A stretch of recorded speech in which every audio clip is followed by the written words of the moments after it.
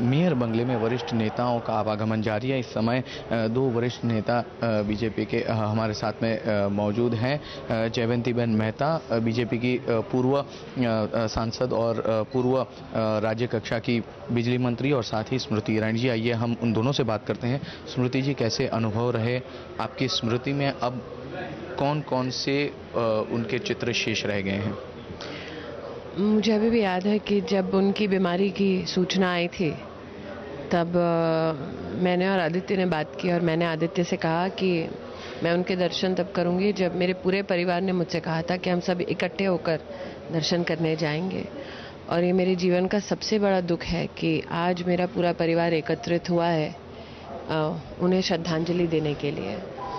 अब मैं इतना ही कहूँगी कि बाला साहेब की जो लेगेसी है उसका प्रमाण अगर किसी को देखना हो तो आज मुंबई की सड़कों पर वो देख सकते हैं कि मात्र सैनिक नहीं, मात्र भाजपाई नहीं, मात्र राजनीतिक कार्यकर्ता नहीं, बल्कि एक आम नागरिक भी आज सड़कों पर उतरा है और बाला साहेब को जो श्रद्धांजलि दे रहा है वो अपने आप में इस बात का प्रतीक है कि बाला साहेब न सिर्फ एक नेता के रूप में बल्कि महान व्यक्तित्व के रूप में स्वीकारे गए थे। आप जब चुनाव लड़ रही थी बांद्रा से, बहुत बार शिवसेना ने आपको सपोर्ट भी किया था। कौन से विचार आपके स्मृति फलक पर अभी भी शेष रह गए हैं? मैंने मुंबई से कभी चुनाव नहीं लड़ा। मैंने चुनाव 2004 में दिल्ली से लड़ा था।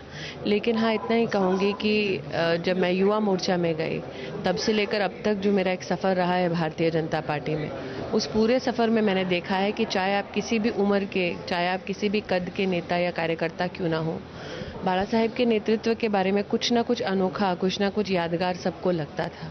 आज भी सड़कों पर आप देख रहे हैं कि विभिन्न परिवारों से, विभिन्न समाजों से, विभिन्न आयु के लोग आज सड़कों पर उतरे हैं। तो ये नहीं कहा जाएगा कि बाला साहेब मात्र उनको याद है जो एक पीढ़ी में उनके साथ थे, जिन्होंने एक साथ मिलकर नेतृत्व दिया। आज की नौजवान पीढ़ी भी उन्हें श्रद्धांजलि देने मुंबई की सड़कों पर उतरी है। जयवंतीबेन, भुलेश्वर आपका इलाका जहाँ पे बहुत बड़ी संख्या में शिव सैनिक हैं, आज आपके स्मृति पटल पे कौन कौन सी उनकी यादें शेष रह गई हैं? 1968 में पहली बार मैं भारतीय जनसंघ के रूप में कॉरपोरेशन का चुनाव लड़ी थी।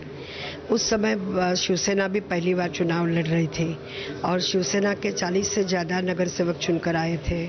मुझे मेरे मनपटल के ऊपर बाला साहब जी का वो वक्तव्य, उनका भाषण जो भुलेश्वर में मेरी अपनी कॉन्स्टिट्यूंसी में शिवसेना की तरफ से ऑर्गेनाइज किया गया था, मेरे घर के नीचे जब वो सभा में भाषण कर रहे थे तब मैंने उनको एक चिट्ठी लिखकर नीचे भेजी थी कि आप नीचे आए हो, आपका भाषण मैंने सुना और मैं चाहती हूँ कि आप मेरे घर पर ऊपर आए और चाय पानी ग्रहण करें सभा के पश्चात में।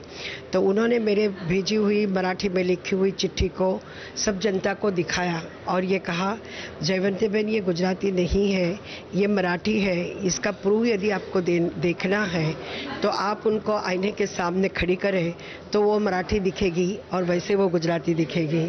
लेकिन मैं चाहती